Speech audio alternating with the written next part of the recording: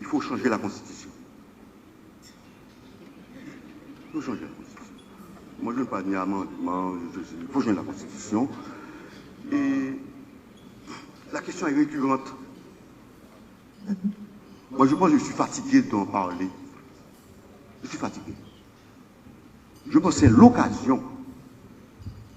L'occasion. Nous sommes dans la situation idéale pour modifier la Constitution. Il y a deux camps qui s'affrontent dans le pays. Il y a le camp du pouvoir, il y a le camp de l'opposition. Le pouvoir veut changer la Constitution, je ne sais pas comment est-ce qu'il va faire, moi je parle de changement, et l'opposition demande le changement dans le cadre d'une transition. Les deux veulent changer la Constitution. Donc maintenant, il faut la changer. Les professeurs demandent, et nous autres, au barreau de Port-au-Prince, nous avions organisé une conférence scientifique sur la Constitution. Le thème de cette conférence était « Quelle Constitution pour Haïti ?» Et c'est paru en mai 2017, la revue du barreau, la Bazoche, et il y a mon article là-dessus, quand on dit « Quelle Constitution pour Haïti ?» Et moi j'avais répondu à la question, il y a plusieurs auteurs qui étaient, plusieurs professeurs, et Alain Guillaume, Léon Saint-Louis, et ils sont intervenus, Jean-Michel Auriol. Moi, j'ai dit qu'il nous fallait une autre constitution pour Haïti. Une autre constitution pour Haïti. En dehors des préoccupations politiques, de camp, de ceci, moi, je suis d'aucun camp. Moi, je suis pour le changement total, capital dans le pays.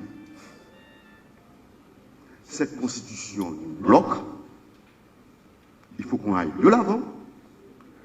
Cette constitution, c'est une constitution de crise. Je me rappelle, une fois on avait dit la constitution était une source d'instabilité. J'avais dit oui que j'étais d'accord. Les gens pensaient que j'étais du président Préval. Comment maintenant va être du président dans le camp du président Préval? Je suis donc un camp. Aucun parti ne peut m'intégrer pour mettre au bas. Aucun parti. Moi, ce qui m'intéresse, c'est le changement dans le pays. On en souffre. C'est une constitution qui provoque l'instabilité. J'ai commencé à écrire depuis 1995. J'ai presque plus de 300 articles. Mais ça tourne autour de ratification de Premier ministre. Il y a toujours un problème. Le président élu ne peut pas, c'est normal, le président élu ne peut pas installer son gouvernement. Il ne peut pas. Pour choisir un Premier ministre, il ne peut pas choisir un Premier ministre. Il y a toujours un problème. Le président Préval a passé un mois pour choisir le Premier ministre. Le président, après il a passé pour choisir le Premier ministre. Après il a fait partie du Premier ministre. Il ne pouvait pas le remplacer. On a vu, Mantel, il y a eu le problème de, comment on appelle ça, il avait, avant Ouzier, le problème de Gousse, Coni, Lamotte. Gousse avec Lamotte, ils se sentaient plus à l'aise. Même là encore, on m'a dit que les relations se détérioraient après. Les gens me disent qu'il faut une prémisse de cohabitation. Mais j'étais contre le concept de prémisse de cohabitation. Nous devons, et vous avez vu avec tout récemment, on a passé tout ce temps-là, on a choisi la paix, c'est pas possible. Nous devons passer à un autre régime politique. Moi, j'ai prôné dans le livre un régime présidentialiste encadré, juridictionnellement encadré, juridiquement encadré. Il ne faut pas passer à côté. Le président ne veut pas. Ce n'est pas possible. Même, il faut une réflexion sur le Parlement. Est-ce qu'il nous faut un Parlement bicaméral? Moi, je suis pour la suppression du pouvoir du Premier ministre. C'est clair. Je ne suis pas le Premier ministre. Un exécutif monocéphale. Le président élu nomme son gouvernement et l'installe et gouverne le pays. La question de décentralisation territoriale, ça a été mal conçu. Ça a été mal conçu. la Constitution. Avec les AZEC, les AM, il faut changer ça. Il faut supprimer les AM, les A. Non. Nous devons passer à une véritable régionalisation. Je prône un État régional pour le pays. Avec des compétences dans les régions, les universités dans les régions. Et on transformerait les sections communales en communes. Oui.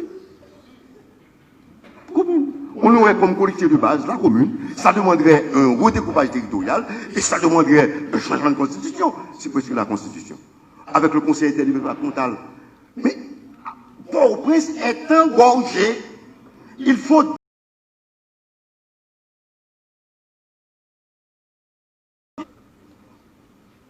Pour dire la vérité, nous devons dire la vérité.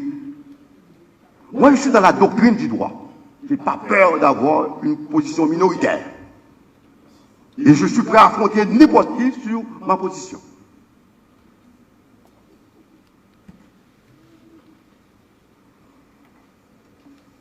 Si on est assez, on en a marre.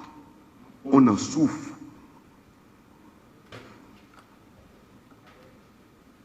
On a l'impression que le pays n'est ni gouverné, ni administré. Il y a toujours un conflit entre l'exécutif et le législatif. Un conflit entre le président et le Premier ministre. Parce que le poste de Premier ministre a été créé pour faire contrepoids au président. C'est ça l'idée. Il fallait tenter le président de la République. C'était ça l'idée. Quand on parle du président, on ne voit pas le président qui est là, non, quel soit le président. Moi, j'ai un étudiant qui a fait son mémoire, qui a réalisé son mémoire sur ma direction. Quel était le titre de son mémoire? La Constitution de 87, une constitution contre le président de la République. C'était ça l'idée. Il fallait tenter. On a connu 29 ans de dictature. Mais après 29 ans, on devrait réévaluer. Les gens pensent à Duvalier. Duvalier, c'est fini, c'est fini. Maintenant, je suis maître d'Orva, je veux vivre dans ce pays. Moi, je m'en fous de Duvalier. Quelle constitution pour faire marcher le pays? C'est ça qui m'intéresse, moi. Les deux sont morts. On ne peut pas rétablir la dictature dans ce pays. On ne peut pas rétablir la dictature dans ce pays. Il ne peut pas y avoir une alternance apaisée dans ce pays. Regarde, chaque fois. Maintenant, on est dans un débat. Oui, c'est ça. Il n'y a pas d'alternance apaisée. Il y a toujours un conflit. La Constitution affaiblit le pouvoir du pouvoir exécutif, du Parlement. Ils font rééquilibrage des pouvoirs. Regardez, on a un amendement controversé. L'amendement du 9 mai 2011. Vous savez que l'amendement qui est en vigueur, véritablement, c'est l'amendement qui a été publié avant le départ du président Préval, le 13 mai 2011. M. Martelly avait pris un arrêté pour rapporter la loi constitutionnelle. Mais un arrêté ne saurait rapporter une loi constitutionnelle. Il y a une hiérarchie des normes. Normalement, l'amendement qui est en vigueur, c'est l'amendement qui a été publié le 13 mai et qui est en vigueur le 14 mai. Même s'il y a des difficultés, des problèmes, les gens ont traficoté sur l'amendement, mais on vit avec cet amendement. Je suis allé à une conférence à Boston. Les gens m'ont dit maintenant, qu'est-ce qu'on fait avec l'amendement? On dit, bon, l'amendement est là, puisque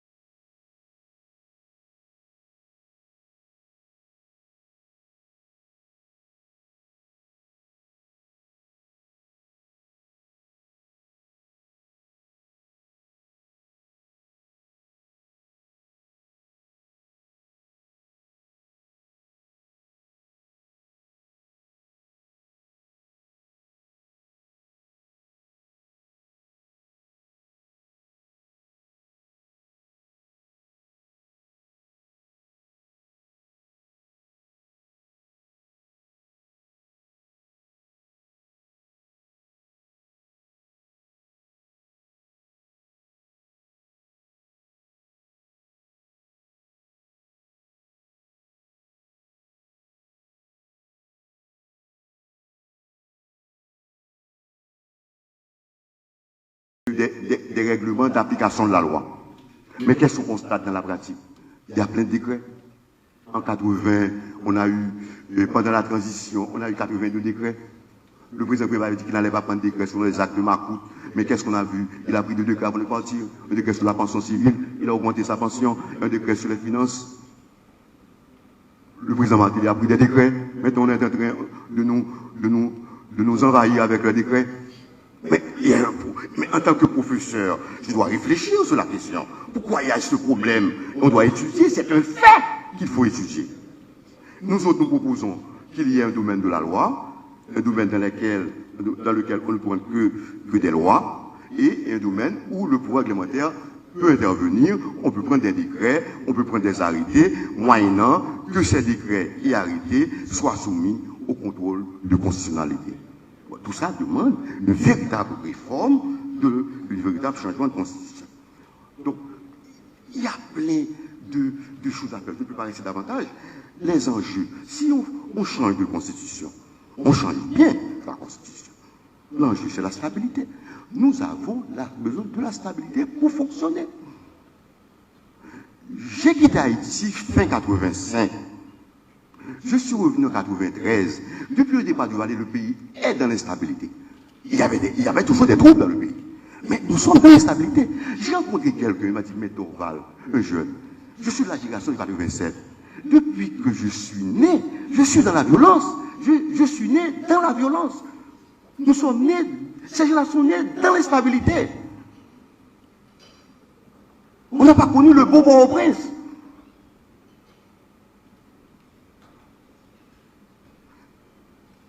On devrait aboutir à un État haïtien de droit en changeant la Constitution. Avec les voies de recours, avec les institutions, même le CSPJ. On devrait revoir tout ça. Il faut une réflexion. Est-ce que les juges doivent être élus? Oui, le débat. Est-ce que les membres du CSPJ doivent être élus? C'est un pouvoir. Parce que l'interlocuteur du président CSPJ, c'est le président de la République. C'est pas le ministre, non? Non, c'est le président de la République. Donc, l'établissement d'un état de droit, sans état de droit, on ne peut pas aller nulle part. Il faut faire fonctionner, séparer la Cour des comptes. À ce moment-là, quand il y a un problème, on ne va pas devant la Cour, on ne va pas devant un juge administratif. Parce que l'État est un sujet de droit. Mais quand on met ça à la Cour des comptes est embourrée par les problèmes financiers, par les questions financières, par le contrôle financier. C'est important. J'ai dit maintenant, toute la décharge doit être transférée à la Cour des comptes pour que, même pour un ministre, on a rétabli la bonne civile dans le pays. Le type passe tout son temps vie à servir l'État, après il ne peut pas avoir des charges. Et puis on parachute quelqu'un comme président, comme ceci, cela, alors que quelqu'un qui est ministre, premier ministre, est habile à devenir président. Maintenant, il faut le développement économique, c'est ça. Sinon, le pays ne va pas se développer. Le développement politique du pays, le développement économique, les partis politiques, il faut les organiser, il faut les former. Le développement économique, c'est la misère.